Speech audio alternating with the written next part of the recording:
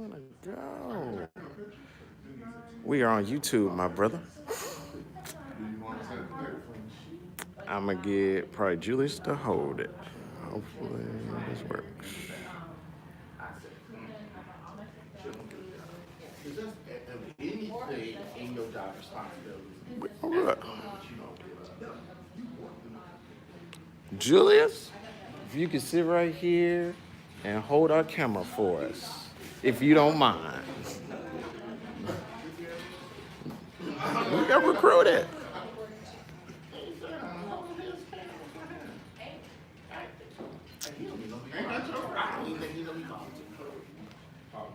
Julius is your brother running late.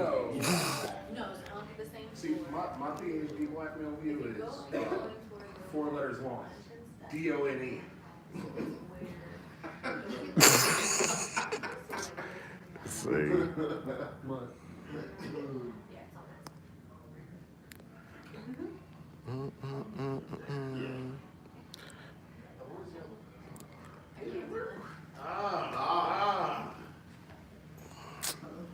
Getting ready for you. Some of this. Hilarious. Lee, I appreciate it. We appreciate it. Let me see what you got. Yeah, we just holding it live. That's it. All right. You know where y'all sit. There were certain people I could not sit next to. Just based off of. Because you knew you was going to get this chat. Oh, man. I love it. I love it more.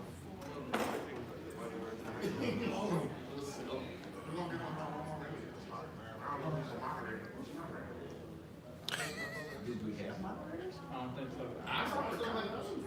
Did? Oh, I know we probably don't have one because yeah. Well, let's get time. It's my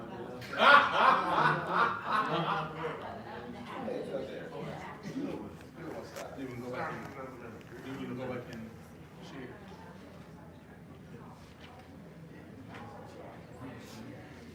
Yeah, because the office, I fall asleep now. Look at people walking.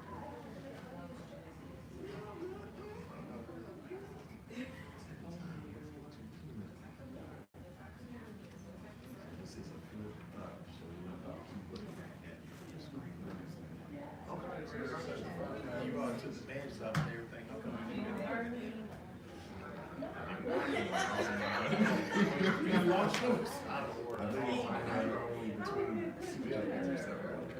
Yeah, yeah.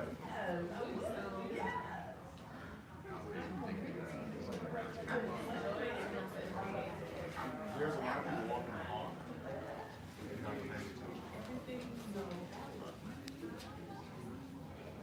All right, we're going to give individuals about another minute to get here, and then we're going to get started to see the stuff for your time. I know we're between you and lunch. So we definitely want to give people the opportunity to get here, but also respect your time as well. And have lunch with you.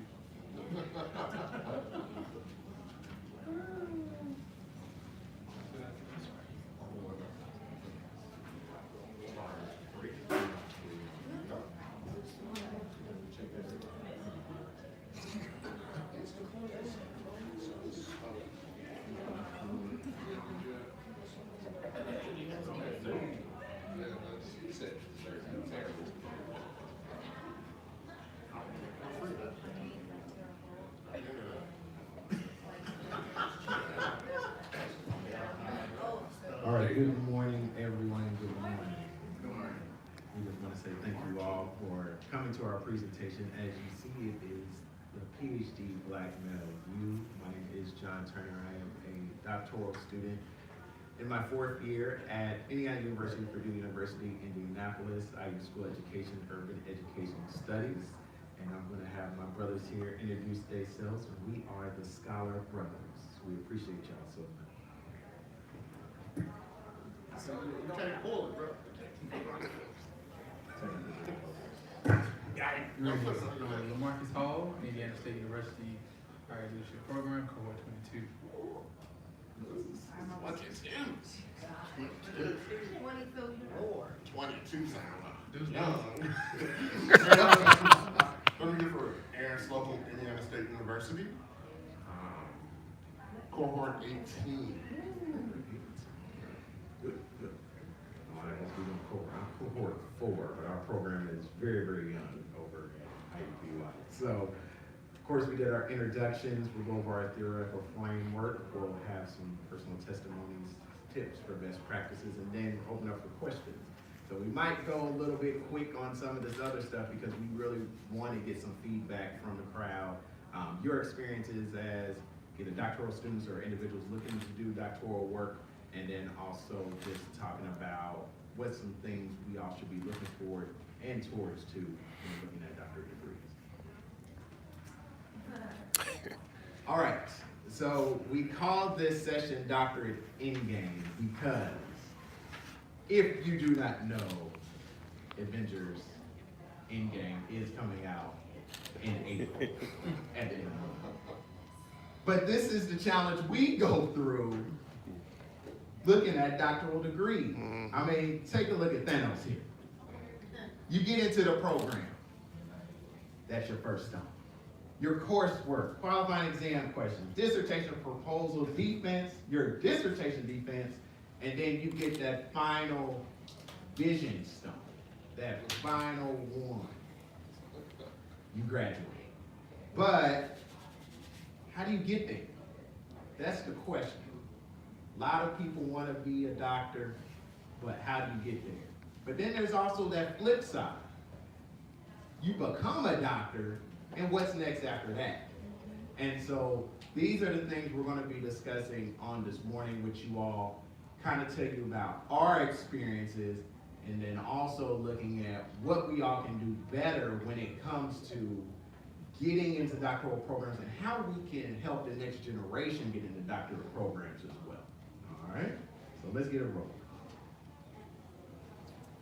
Yeah, theoretical framework looks at Padilla's cultural taxation, back in 1994, which pretty much says that there is an obligation that ethnic minorities do to disappropriate representation of faculty of color at PWIs, and that lack of representation of African Americans at PWIs, as many of you all attend, contributes to unequal service expectations that African American faculty may face. For example, that faculty member who has to do set up all the tables at all of the welcoming events, that faculty who always has to do open house and always giving all the extra load when all the other faculty, as we know, left on Thursday, they come in on Friday, and that African American male or person of color stuff with the bulk or quote unquote tedious work to do.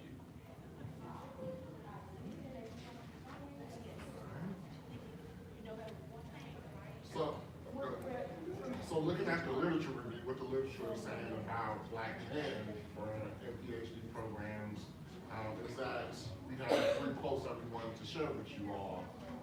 So an individual in a PhD program felt they had my lack of higher education work experience, and at the time I had worked in fields unconnected to academia, placed me in a significant disadvantage.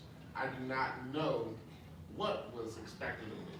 So that African American is feeling lost, not knowing what to do while going through this experience, may not be having the opportunity to spread their wings and learn.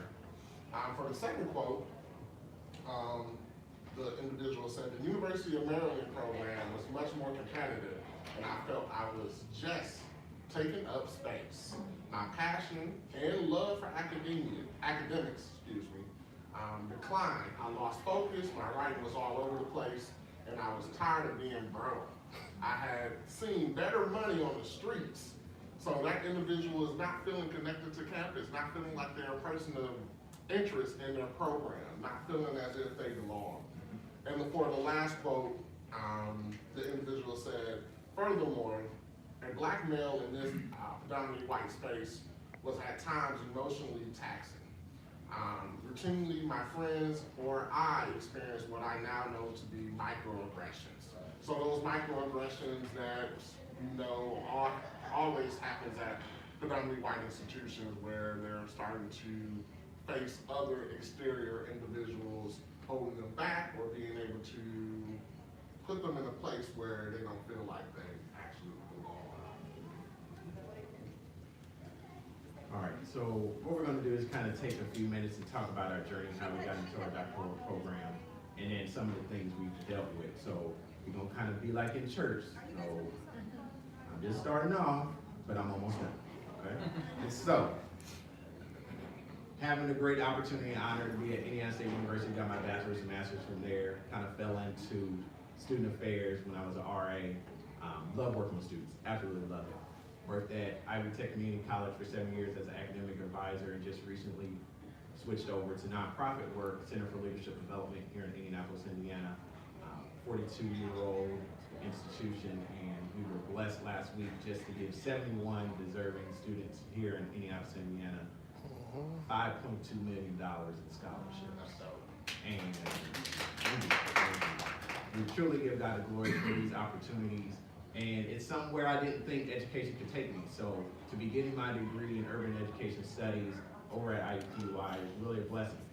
But there's the downside sometimes of coming into these programs. So in my particular program, it's a brand new program. It's only been around for about 7 years. So dealing with the graduate school, dealing with some of those difficulties, trying to get paperwork switched through. Sometimes even walking into the space. I can remember one time I had a class, it was a very end semester, and I'm sitting in a seat that's right by the receptionist, and a faculty member who was Caucasian walked by, and she was like, "Excuse me, can I help you?" And I'm sitting there, I'm like, well, I'm waiting on my class to start. She had no idea that I'm a student there, which is understandable, but it more was that look of, what are you doing here, black man? And so these are some difficult things we deal with being in white spaces, and we're trying to do the very best we can by working hard, but everybody knows the situation. A lot of times when you're art color, you gotta work twice as hard. And still sometimes you don't even get the same results that some of your colleagues may get. And so being in programs like these sometimes can be very difficult and taxing, but we learn so much from these experiences that we all wanted to come back and say, okay, we gotta give back to that next generation, because some of these struggles we're dealing with, whether if it's writing, I mean, I'm sorry, I didn't just grow up writing APA, I didn't. And so now, whenever you get your paper back and look like somebody spilled Kool-Aid all over it, and you're like, what is going on? You turn it back in, edit after edit after edit, and you're trying to do the best you can, but that's not our nature sometimes to write in that way. So learning those different types of things, letting students know early, like, hey, you might need to really know what you want to do before you come into this doctorate program, because a lot of times, especially after you get done with coursework, you're on your own. And so that's kind of where I'm at right now, writing my dissertation proposal, waiting on paperwork still to go through with the graduate school, but I have to be patient with that because still, it's a newer program. Plus, when you're looking to transfer in credits from another school that add on to your program, that could be a difficulty. So those are difficulties I've dealt with, but it's still been a blessing because I'm able to learn so much about the academic world, about writing, but also that you can do so much with a doctorate that a lot of people don't know you can take it in different places. So that's my speak. All right, LaMarcus Hall, undergrad and grad at Georgetown University, Statesboro, Georgia. I'm now a transfer student to the leadership program at Indiana State University. So I've been in the actual doctoral process 5 years now. I've had my struggles, I have ups and downs, but I feel like with place support. While we're on place support, I would like to give a shout out to Dr. Paul Porter, one who strategically mentors me and catch me in multiple areas to help me improve. He will give you conversation that you want to hear. He'll give you conversation that you don't want to hear, but at the end of the day, he knows and others know it's going to make me a better person. As far as me being involved and engaged in higher education, I started that journey back in 2003 as a minority advisement counselor for 6 years. I was counselor of the year in my graduate year, 06-08. From there, I worked at multiple campuses, direct housing, resident life coordinator, student conduct, Greek life, NPHC coordination, and more. And then throughout my doctoral process, I've been involved in a lot of organizations. After I've turned incorporated, which I've been in 15 years, I'm actually serving on the National Publications Committee for the magazine that comes out periodically. National ACPA name. I'm also a UCA scholar, Race Mentoring Scholar, and Home Scholars for another organization. Long story short, you can have all these organizations on your name and all on your resume, but if you're not writing, it means nothing. So this is the place and space where we want to talk to you guys about where we are, our struggles, and keep it real with you so that you do not get that same, what's the word, watered down, colorful, creative flower billboard recruitment spiel to get you in, and then once you're in, it turns into another lifestyle. So, and with all the things that I do, I also constantly write. I have a few publications out there. I'm recently I'm featured in a book called Gumbo for the Soul, Meditation for Black Males. The title of my chapter is Keep My Head Above Water in a River of Whiteness. That's my spiel.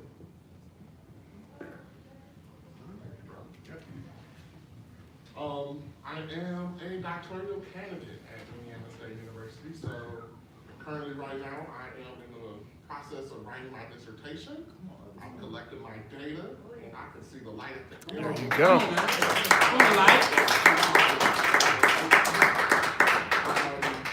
But before I go into that, I started at Indiana State and I got my master's degree there.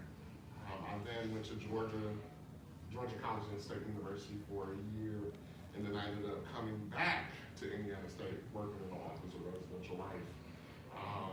And while I was there, it was like, oh, this PhD program, now that we're done, yeah, I'm gonna do that. It was 80% off, so I was like, it's almost free. So why not? So I did a little research on the professors who were in the program, Dr. Mary, Dr. Hinton. Yeah, they are a wonderful group of individuals, and they teach in the program. So I was like, okay, we got some black, I can feel it. And then I was thinking to myself, okay, let's do it. So I ended up doing a doctoral program. But as I went through the program, I started to realize, like, this is a mean learning curve. Y'all laughing because y'all already know. That's right. And just to name a few of those learning curves, actually learning from black professors. Throughout my undergraduate experience and grad experience, I have no black professors. So me coming in like, okay, I got two professors who identify as black. I'm like, okay, this is gonna be sweet, this is gonna be new. But they did not let me skate through. And sometimes at one point I started to feel like, y'all riding me more than my white counterparts. So just asking them, why is that? And the answer I received is, we're trying to get you ready for the real world. So I just took it in stride. So being able to learn from a black professor was a learning curve for me as well. Of course, the writing, the balance in time was a big thing. So being able to find out times that I can spend with my significant other, do this 24/7 hour job, due to residential life, y'all know how that life is, and trying to fit in coursework all at once. Our program requires you to go full-time, so you're taking 3 classes on top of a full-time job. So just learning that balance time, and of course, is opportunities for you to do professional development and other things that you want to do. So that time management piece was a big piece for me.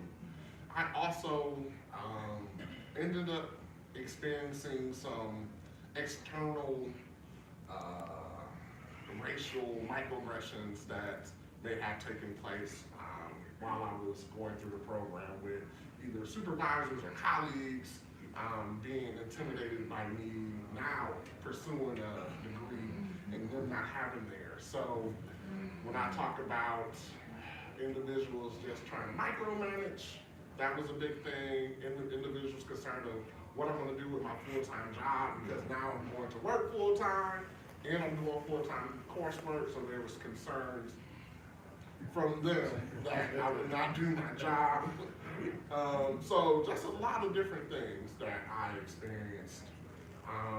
My involvement at Indiana State, I had the opportunity to create 2 wonderful learning communities for black men and black women. It is now striving. They renamed it, which is awesome, but it's also growing. So I also love the fact that my legacy is still moving forward at the institution. And I'm involved in a lot of different things. I'm a member of Phi Beta Sigma, program coordinator for Voices of the Fatherless Child, which is a program held in Milwaukee, Wisconsin. And I'm a part of the Black Faculty Staff Caucus at Indiana State, amongst other things that I do as well. All right, so we'll go into some tips for best practices, and as you see, you have three gentlemen, three different Greek letter organizations: Kappa Alpha Psi, Phi Alpha, Phi Beta Sigma. And it is a blessing to know we all can work together in this avenue, even though we have some days where, you know,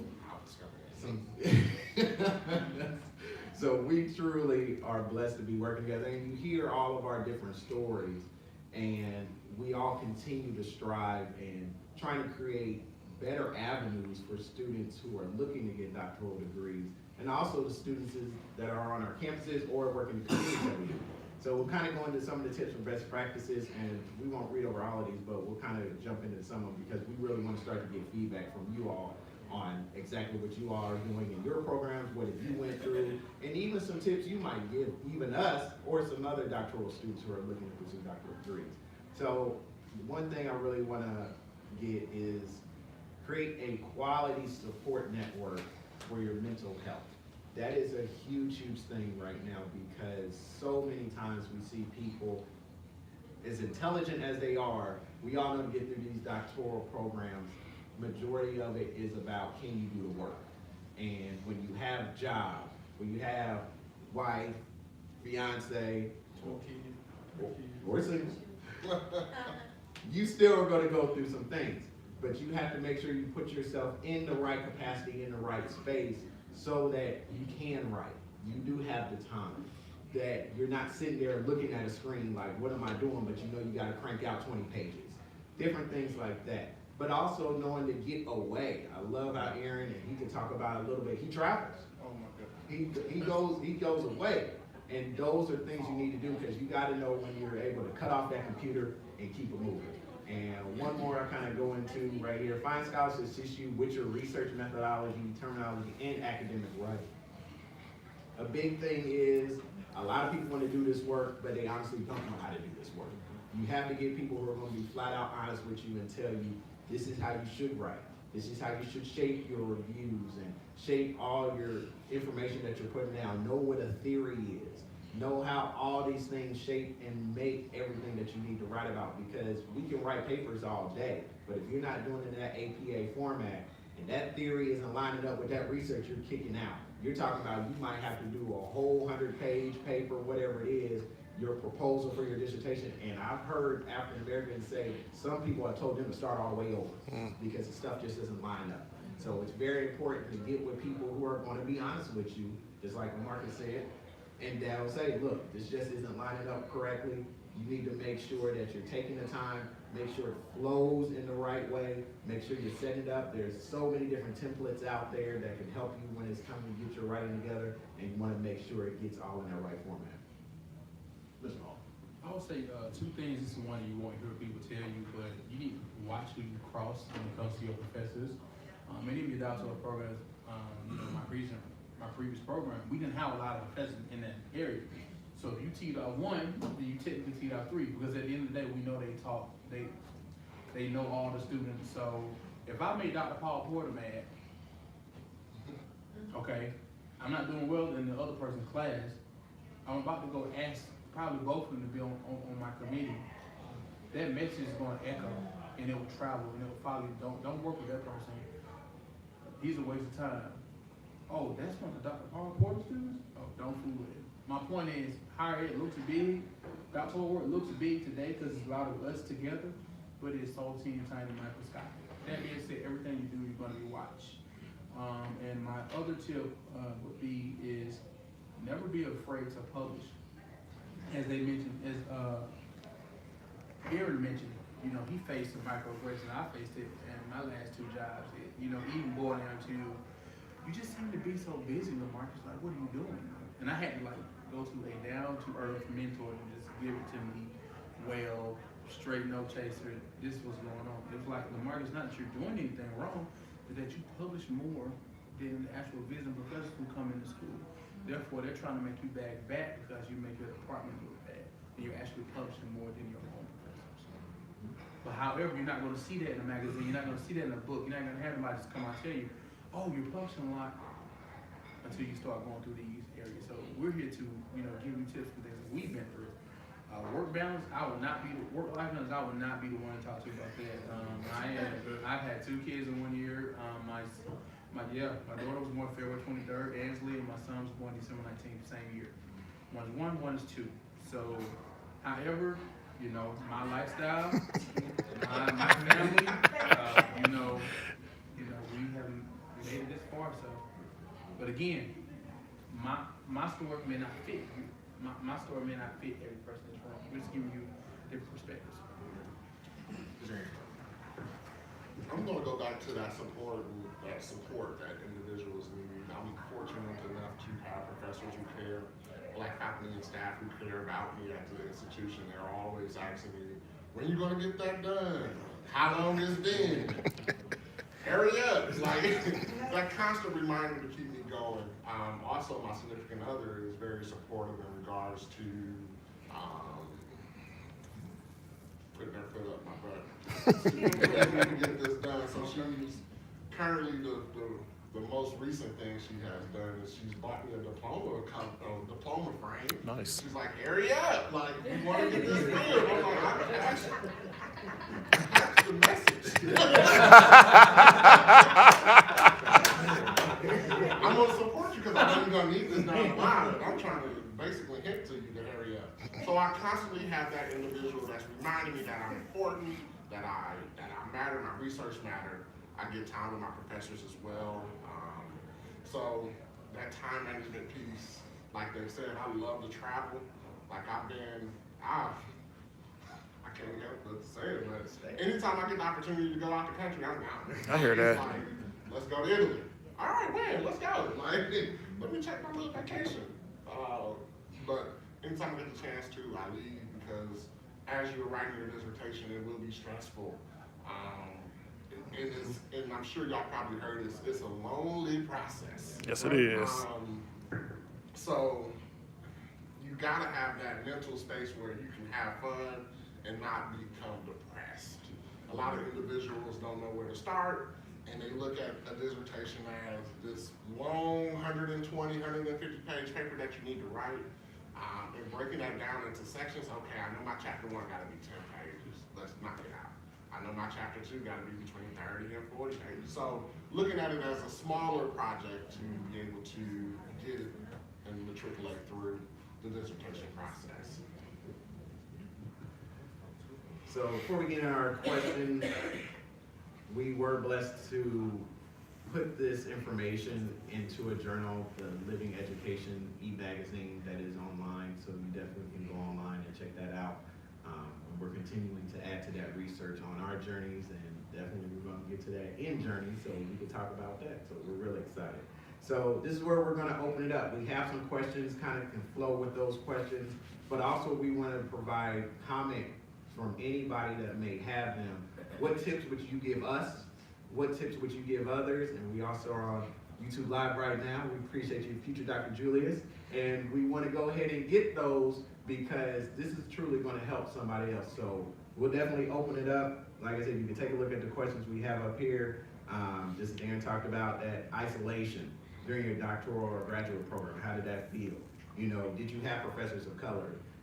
I've been blessed with some. Aaron and Marcus are now blessed with some. But that's a very rare thing.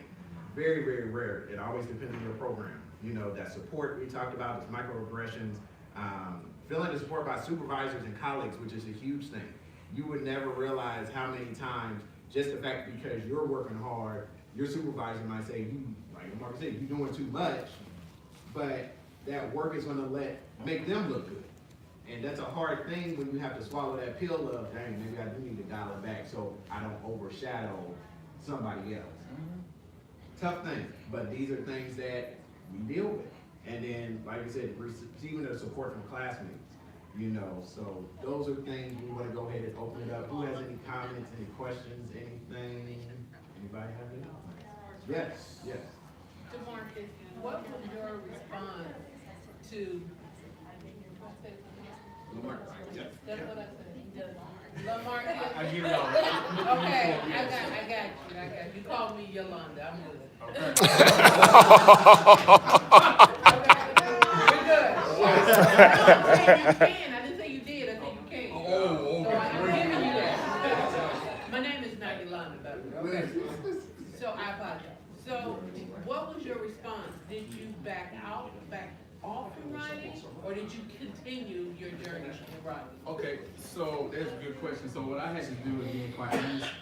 You know, you always hear people in church say, you know, everybody doesn't need to know your vision. So I had to back away when it came to writing. Everybody doesn't need to know what you're writing about.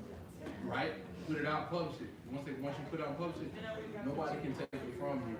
So one thing that sets our presentation apart is that we published on this before we even conferenced with it. It was already been out. We got to start in Notre Dame, wrote an article, and then we have had this presentation multiple times. So though they said I was busy, I had to back and find my own strategic way how to stay active within myself. Because when you're in coursework, you will get bored. You will have times where you're like, oh, I'm just doing this. And they know, they even tell me, both of them, about like being active, but however I'm gonna be as a person. So I know like being active and interacting with different people helps me throughout the program. It gives me a sense of support and it allows me to help others. So if you're facing that, just find out another way to, you know, get your work out. And another reason I, you know, found this to be so crazy, it wasn't even that I was publishing, is that you're not publishing with us. And what they didn't understand was, okay, I'm not your average student who, you know, gets to stay with you all day and sit in your office. And I have a family, a whole family, as they say. So when I come to campus, I'm coming to campus to do work, get my stuff in, and I'm out. So I don't get a chance to go to all the sessions and the lunches or what have you. So I could be writing with somebody at University of Wisconsin. I could be writing with somebody, Dr. Ford at University of Vanderbilt.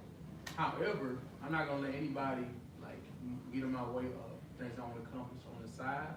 But I think at a point, it comes to a point in your journey where you need to figure out, where do I pull back and where do I give more time to scholarship, meaning dissertation. Yes. I just wanted to participate in the question that y'all had there. The one where it was asking about if I had any professors of color. Mm-hmm. I remember having, so my undergraduate degree is in business, and I did have a business professor who was a black male doctor. But he was like terrible. He was not that great of a professor. I didn't really learn that much. A lot of the students in the school did not like him, but he had tenure, so it was going to be there. And he was one of the only black professors in the business school, so they really weren't going to get rid of him.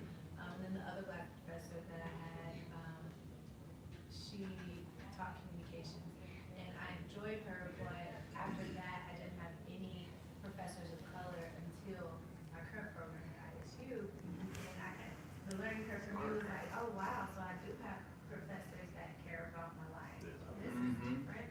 Or who want to actually teach you concepts that you can start applying today versus regurgitating stuff back. So it was a very interesting learning curve for me in my current program. And then the microaggressions that I experienced was, I didn't even realize it was microaggressions. They kept getting me and the other black women in our class stuff. They kept calling me someone else's name. But we had two people that looked just alike, and they could tell them apart, two white males. They were same height, same hair color, everything. You could tell them apart, but they kept calling us the wrong name. It was five of us. Yeah. I mean, it goes to that old saying, you know, all your skin folk ain't your kin folk. You know, and it's a tough thing because you will go on the campuses like, I know they're gonna help me. I know they look like me, right? And you never realize sometimes those be the biggest adversity people to your work. And you have to be very, very careful about that. And, you know, we appreciate you for sharing that because, you know, of course, us being black males up here, this happens to women too. You know, the black women that are in these programs, and people don't realize it's not a lot of us in programs, period. Doctorate, masters, different things like that. So we're trying to be there for each other, but it's hard when you gotta work with people that really, they're looking like, well, I made it, so you need to figure this out. And it's a tough thing, it can be a tough Let thing. me echo off that. I think a little bit about me when it comes to individuals just clinging onto my arm. I try to plant that seed early. Hey, you need to be in the doctoral program.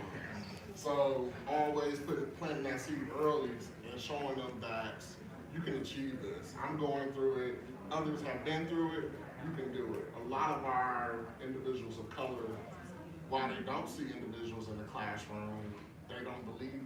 So I try to plant that seed early. I try to be that mentor for not only undergraduates, but individuals that's going through a doc program by motivating them. Hey, you can do this, you can write. Did you write today? So I've been texting many black men, like, did you write today? So I have people who was in cohorts, that'd be 19, like, hey, you need to be writing. Did you accomplish something today? So just being that mentor to them and letting them know that they can achieve is a big thing as well. Going back to about support, two things. One, you may, and this is crazy, I know it hasn't made sound in there, you may find people who don't look like you be way more supportive than folks who are of color. I mean, pay for your trips, you need this, you need that. I mean, I've had mentors, I'll be on the phone with them 9, 10 o'clock at night, and I know they have a whole family and kids, you can hear them in the background, they're like, I don't care. You have children, I have children, let's get you through this. The other thing is, if they're already last day of school with responding to you in your coursework, don't add them in your committee.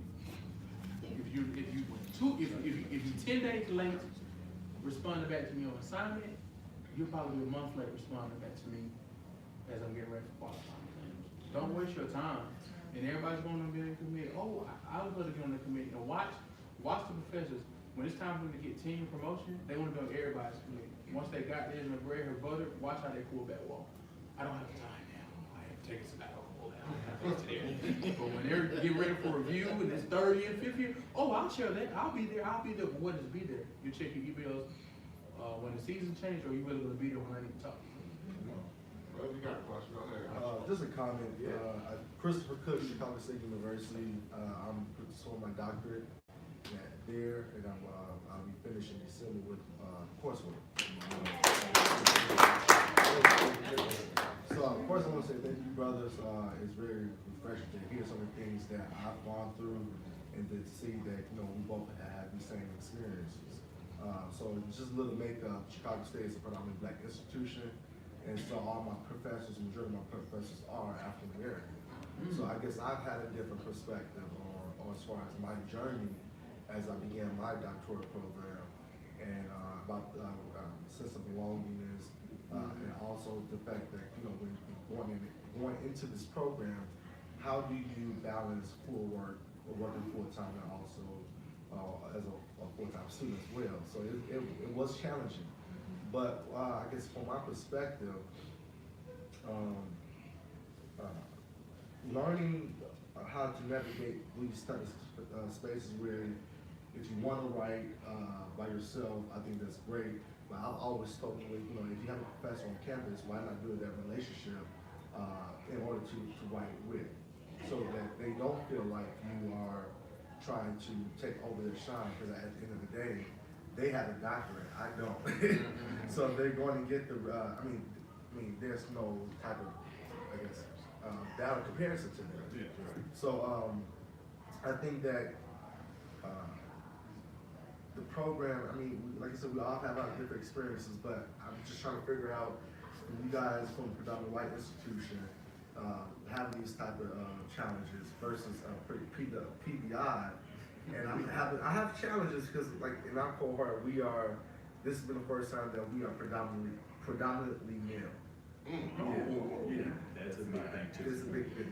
That's a big difference. So so this is the first time.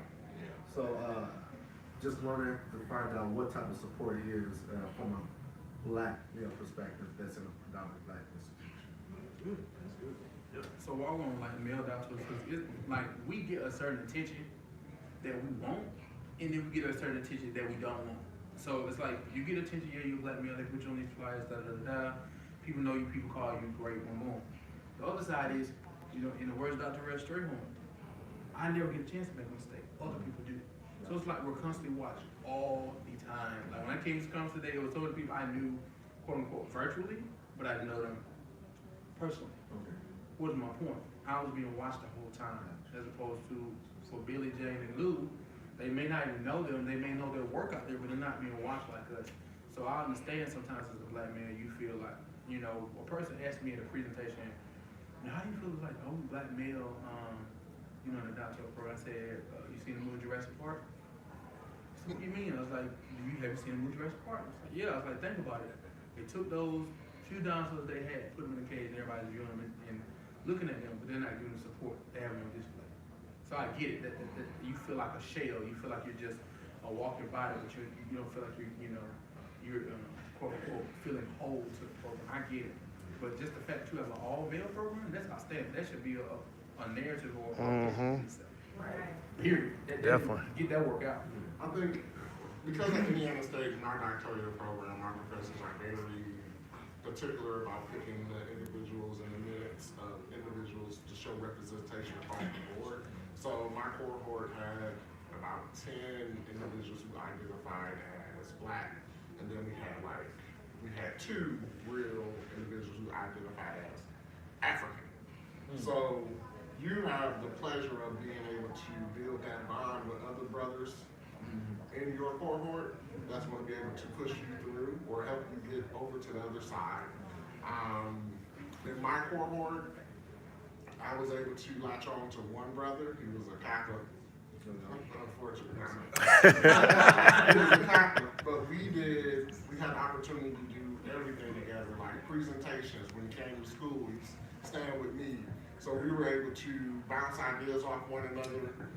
We were able to support one another, and it really helped us move through the program. So I strongly encourage you to identify that other 1 or 2 individuals who are males and black that you can be able to put on your coattails, and y'all can move together as a group instead of as an individual. So that's my advice to you. But in general, at Indiana State, there's this, in our program, there's a sense of black pride. So we are, whether it's between cohorts or in the same cohort, we're pushing and we're talking to one another to get out. Even if it's supporting them, hey, I'm coming to campus, there's cohort weekend. Well, you can stay at my house. I'll cook you breakfast, just to help you get there. You know what I mean? So there's even people that's coming from out the state that has an assistantship there and may not have a core group of friends. Hey, come over and eat with us. Let's play spades. Let me beat up on you real quick. So you have to know, be able to, just have that sense of culture and that sense of belonging there. So amongst our program, I strongly feel that our professors in placing us, you better look out for your other counterpart. You had a question? Yeah. It wasn't a question, more so a statement to Lamarcus, to echo what he said about people supporting you that don't look like you. So before I started my graduate program, it was my direct supervisor, who was a white lady, who was the one that encouraged me to get a master's degree. And my family, we just get bachelor's degrees. And so I didn't think I was capable of actually earning a master's. But she was like, hey, I'll pay for you to take the GRE. I'll do whatever it takes to, help you to succeed. And she was there from the very start to the very finish. When I worked on my undergraduate degree, because I actually worked for IUPUI, my first supervisor was a woman of color. She was a black woman. And so I told her, hey, I need to take, an extra long lunch to be able to go to classes. And she's like, your first priority is working here. If you cannot take your classes at night, then we're going to have an issue. And I was very surprised that she was like that because she, her and my mom were really good friends. I didn't stay in that job for very long, but once I moved to my next department, I did have that support from, white people, and I was very surprised about that. You don't have a lot of people from all kinds of different colors. They can be white, they can be Asian, they can be from Middle East. You have to be very careful because sometimes they'll just roll with you till they get what they need and then keep it moving. and they won't come back and help you with nothing else. You have to be careful with faculty too, because as Mark was talking about, when you have faculty members looking at their tenure or possibly looking to write more or get a grant, they'll come and tap you, hey, I see what you're doing in our program. Can you send me some of your stuff that you've been working on? I'm gonna put it in this grant. Or the research that you did, I'm gonna put it in my book, for my book chapter. Before you know it, you're published. They didn't even tell you were published. Before you know it, they got this grant. You didn't even know they got this grant off of your work. So you have to be very careful. And I tell all kinds of students all the time, keep a resume hot, update it all the time. Your CV, anything you do, put everything on there, whether it's, oh, I was just helping out at a conference, hospitality committee. I was just coming here just to speak to some young people. They wanted me to show up, do something. All that stuff looks great because you'll never know in your next job what they will see on your CV and be like, wow, I want to know more about that. Or I'm going to hire them because I saw they work with this community organization. Things like that. All that stuff plays a great, great part. So always document everything that you do because that's part of who you are. They want to see more than what you did in a coursework and in a classroom. They want to see what you did in the community and helping others as well. Any other quick questions, anything? Comment? Yes, sir. So I just have two things. When we talked about support and help, don't be afraid to go to counseling. I know we don't always mention that. Yeah, that's right. Don't be afraid if you need to get on some medication, take it behind and get on it, Yep. get through. If that's what you need. Yes, it's good to be around other people, but sometimes you need a little more help than that. Yeah. And I can attest to that personally. I am medicated for anxiety. The program actually made mine get worse, and it was really hard my first year. And I was like, you know what, bump this, I'm getting back on my stuff, so I can be able to do this. It's the best I've ever felt in a long time. While I had a support system in people, I still need to do some other stuff. Yeah. And so I'm gonna go back to counseling as well. So if you need to do that to get through, Do it. because you know life has its up and downs. These programs will contribute to whether it being up or down. And so whatever you need to do it. And then the next thing is, as Lamarcus was saying, I get what you're saying. Don't push back at your professors, but don't be afraid to push back. Oh, that's right. And I can also speak to that because in our program we have some things John can tell you. And I decided that I was tired of what I was seeing. I didn't want to go through it. It's being the 6th cohort. And so I pushed back at our administration and we ended up starting a student group that's getting ready to do advocacy for us in our program and other graduate students within our school and holding them accountable for what they say they're going to do. So don't be afraid to do that if you need to. There's a right way and a wrong way to go about it, but don't be afraid to push back to get what you need and to make the kind of culture that you want in your program. Because you're going to get out these programs. Majority of the time, it's going to be on you getting out of the program. Right. Aaron, you had something real quick. What you were saying about individuals trying to get things out of you, it just went in my head that you were talking about social exchange theory, where an individual tries to, there's a relationship between the two and both of us want something of that nature. So that's what you was talking about, that popped in my head. I like that. Put it in the theoretical framework. Phil, would you mind going back to the Avengers slide? Perfect. So you have 6 stages.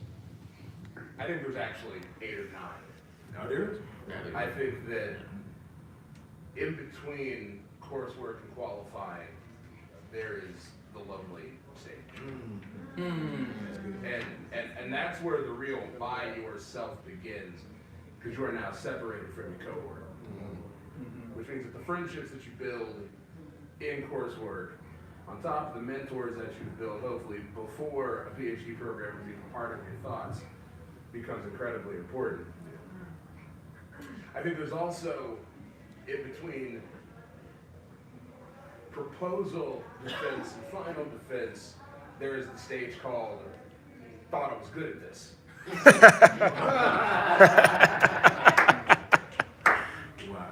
As someone who's, I've gone through all the steps. I wrote a 145-page proposal, and I puffed my chest out because my chapter 2 was 81 pages long. I thought it was big time, thought it was big stuff. Did that proposal defense, and when it came to the review, one of my committee members said, so chapter 2, and I'm like, yeah, that's right, because it's kind of a computer dump. And that was her way of saying, you're doing too much. You didn't review the literature, you just wrote a bunch of stuff. Go back and read the literature. there's also, I think, in between the defense, actually before the defense starts, so also in between proposal defense and dissertation defense, is that sense of, like, you know, they always say the best dissertation is a done dissertation. But a done dissertation is a defended dissertation. No. A done dissertation is a defended, approved, reviewed, booked, and bound dissertation. I get it.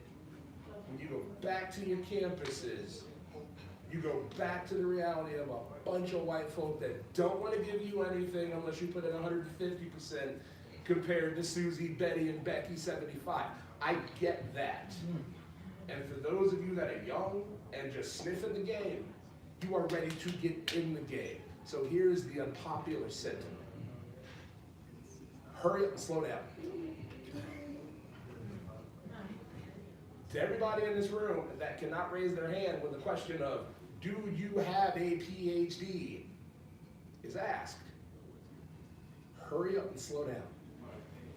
You see, all the accolades and the publications, and I was mentoring at this, and I was doing that. This is the unpopular sentiment, people, I'm sorry.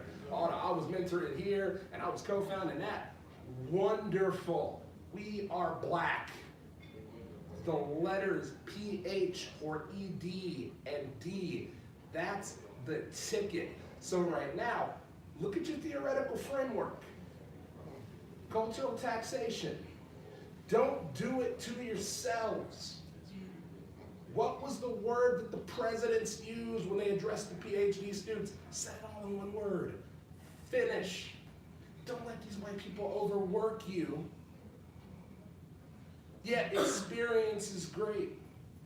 My PhD was the professional development. I was an adjunct faculty member, and I got tired of doing $80,000 work for $17,000 a year.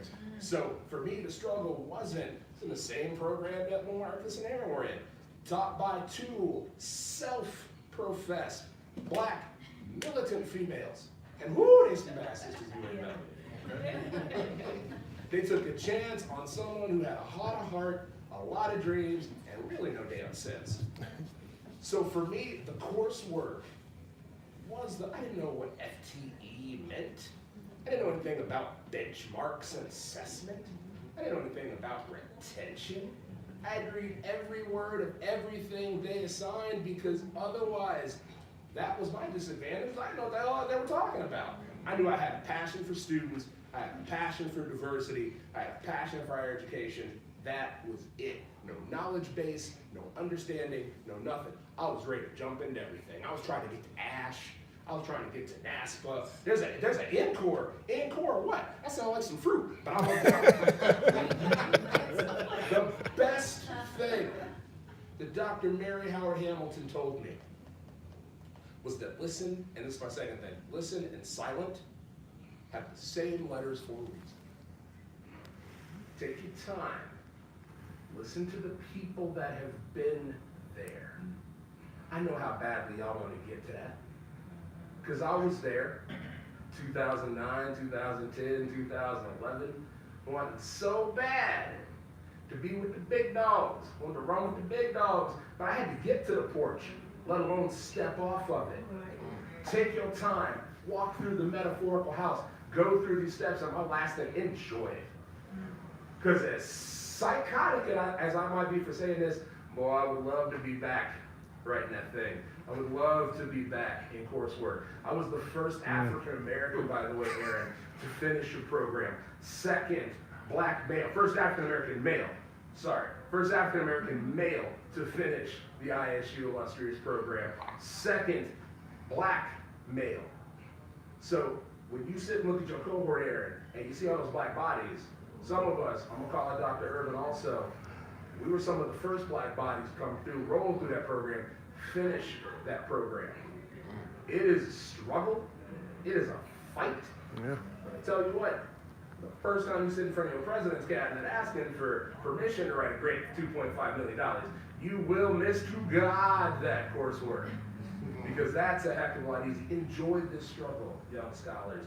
It shapes who you will be when you are on that stage, in that banquet hall, winning them awards and getting that accolade. We have all gone through this. Hurry up and get done, because we need more, y'all. But take your time. It is quality over quantity. That's what gets you through. That's what gets you done.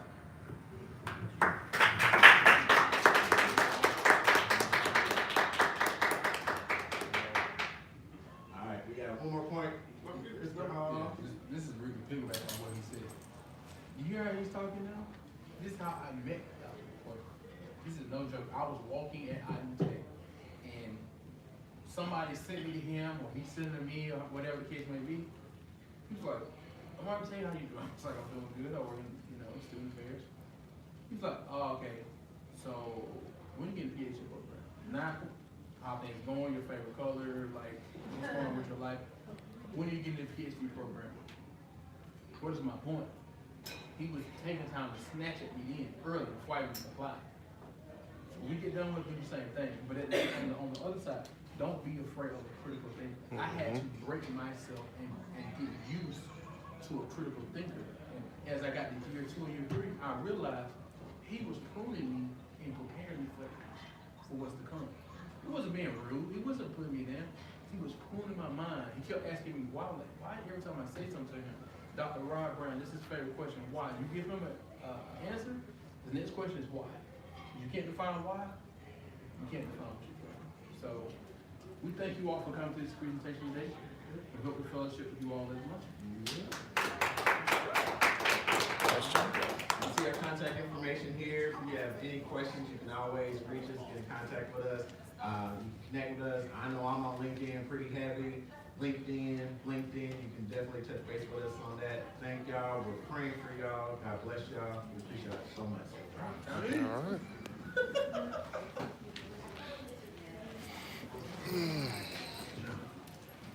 Nice job, sir. Nice job. Thank you. After your closing remarks, nice job.